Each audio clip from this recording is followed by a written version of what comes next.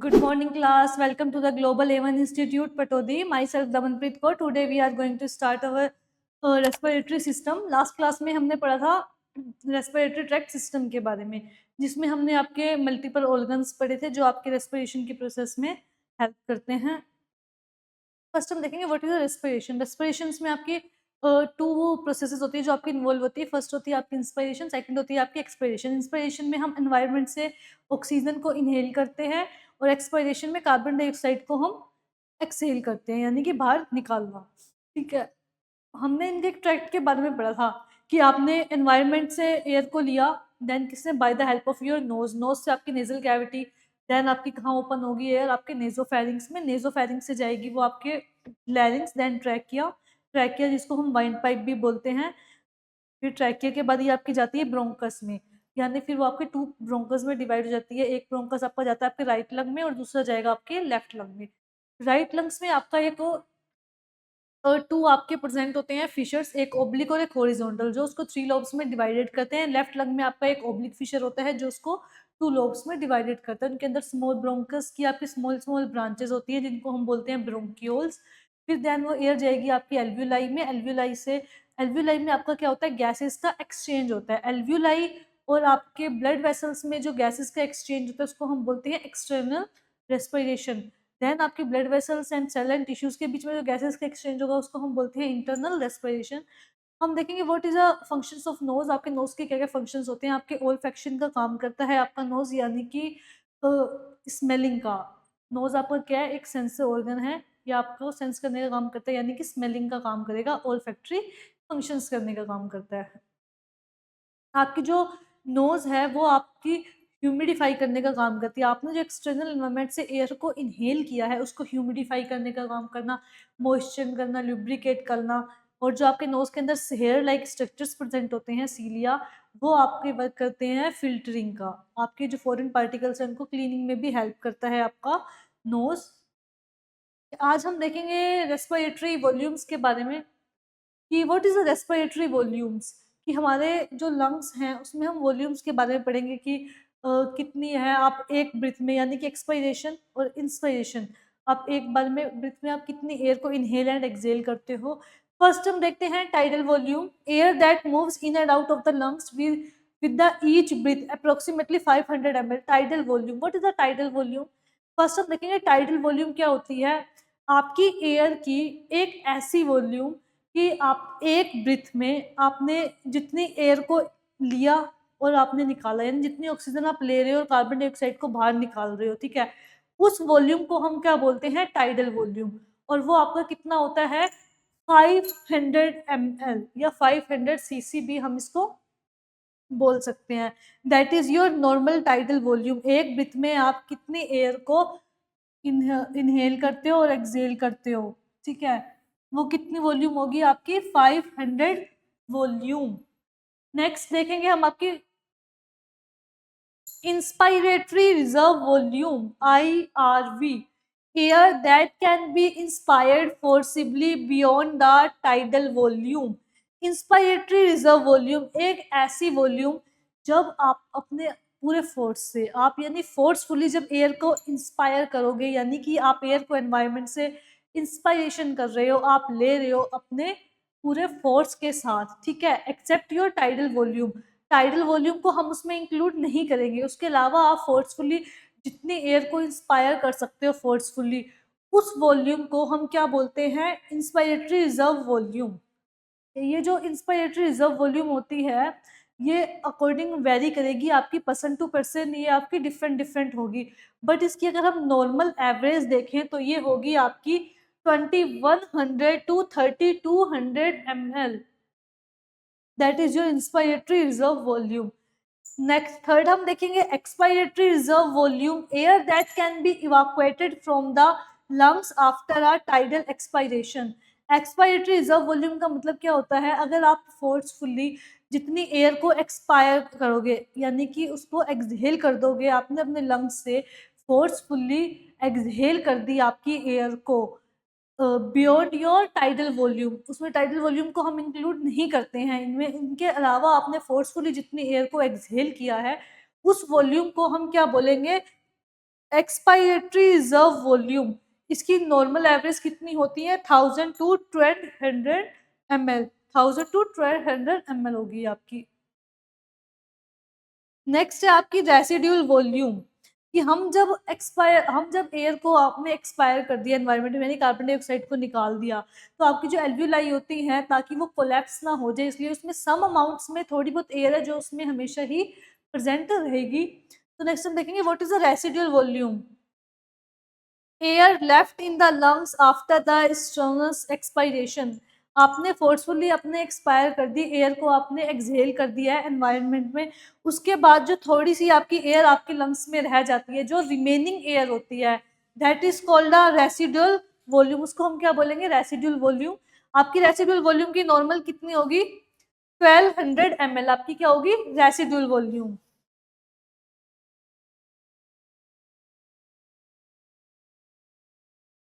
Next है respiratory capacities. हम देखेंगे हमारे लंग्स की क्या क्या कैपेसिटीज हैं रेस्पिरेटरी कैपेसिटीज के बारे में, जिसमें हम फर्स्ट देखते हैं inspiratory capacities, total amount of air that can B inspired after a tidal expiration, कि टाइडल एक्सपायरेशन के बाद, यानी कि आपने एयर को टाइडल वॉल्यूम को हमको इसमें ऐड करना है, कि टाइडल एक्सपायरेशन के बाद आपने टाइडल एक्सपायरेशन को आप इसमें से हटा दो, उसके बाद आपने कितनी एयर को इंस्पायर किया है आपने, ठीक है, that is called your inspiratory capacity, total amount of air that can B inspired after a tidal expiration. Tidal expiration के बाद आपने जितनी भी एयर को इनहेल किया है, आपकी क्या कैपेसिटी है? That is your inspiratory capacities. इसको निकालने का क्या फॉर्मूला होता है? IRV plus your TV। It means आपकी इंस्पायरेटरी रिजर्व वॉल्यूम वो आपको एड ऑन करना है आपकी टाइडल वॉल्यूम से। आपकी IRV यानी कि आपकी जो इंस्पायरेटरी रिजर्व वॉल्यूम है,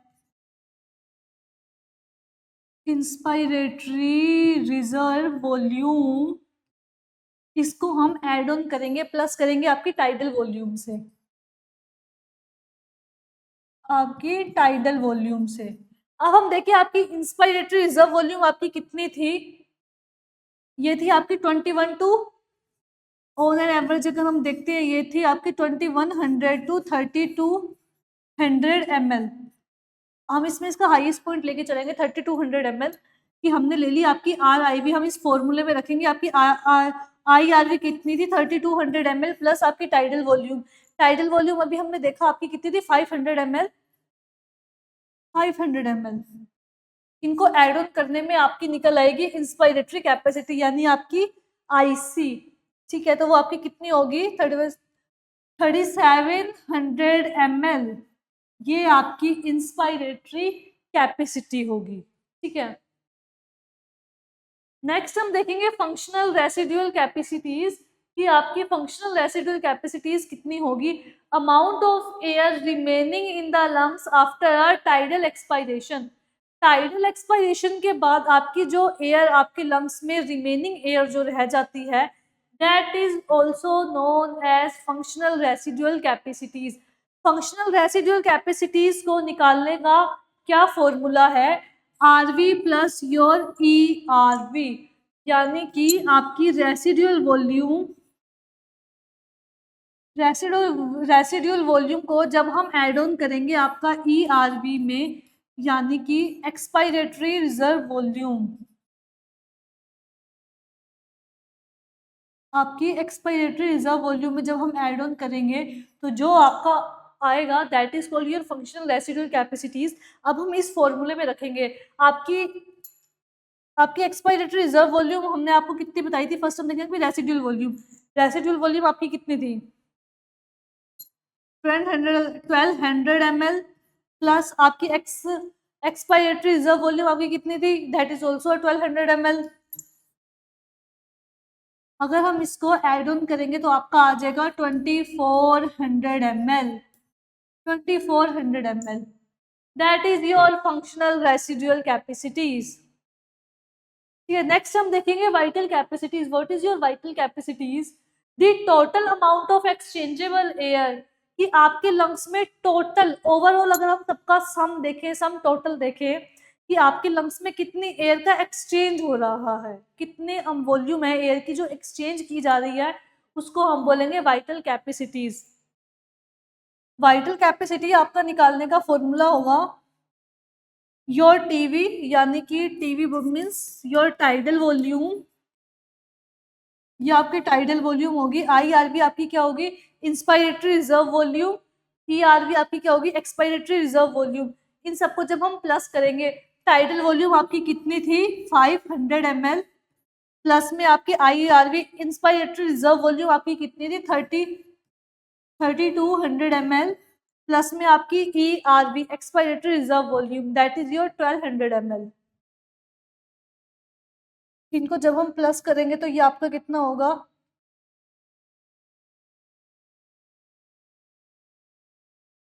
5900 ml, या अप्रोक्सीमेटली हम इसको बोल सकते हैं आपका 6 लीटर के आसपास। 49 ये आपकी होगी 49 के समथिंग, जिसको मैं 4900 ml अप्रोक्सीमेटली आपका होगा 5 लीटर्स के समथिंग, ठीक है। तो आपकी वाइटल कैपेसिटीज कितनी होगी आपकी 5 लीटर।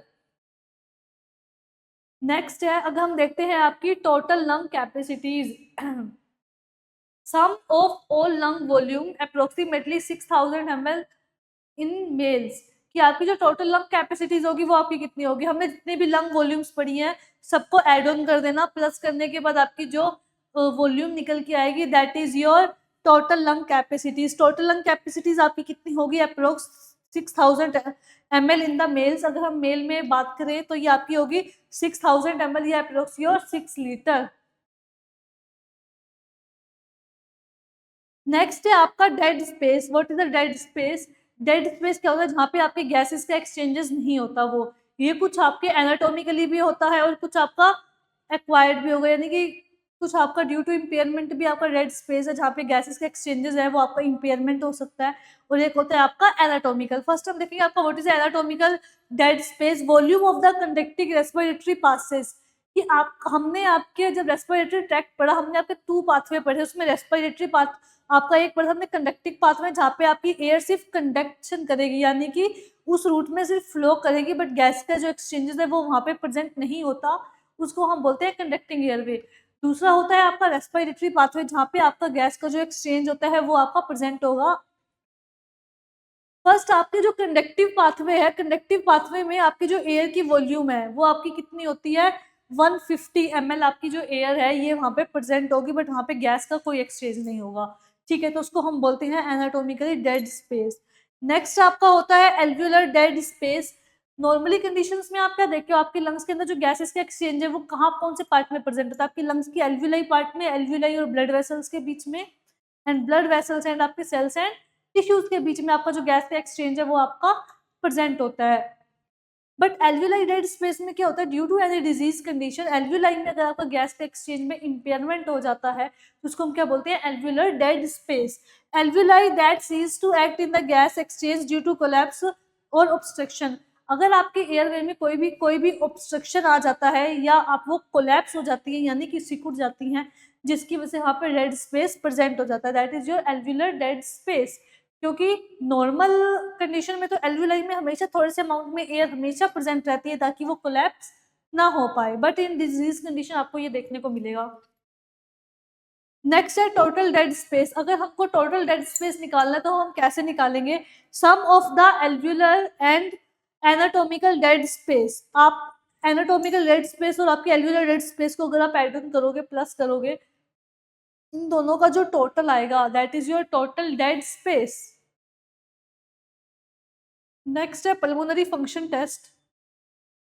हमारे लंग्स है वो आपका नॉर्मल वर्क कर रहा है नहीं कर रहा, नॉर्मल फंक्शंस कर रहा है नहीं कर रहा, उसकी कैपेसिटीज वॉल्यूम, ये सब देखने के लिए हम क्या करते हैं पल्मोनरी टेस्ट करते हैं, कि आपके रेस्पिरेटरी ट्रैक्ट में अगर कोई भी ऑब्स्ट्रक्शन प्रेजेंट होता है ड्यू टू एनी इम्पेयरमेंट, तो उसके लिए हम क्या टेस्ट करते हैं, आपकी लंग्स की फंक्शंस को चेक करने के लिए पल्मोनरी फंक्शन टेस्ट।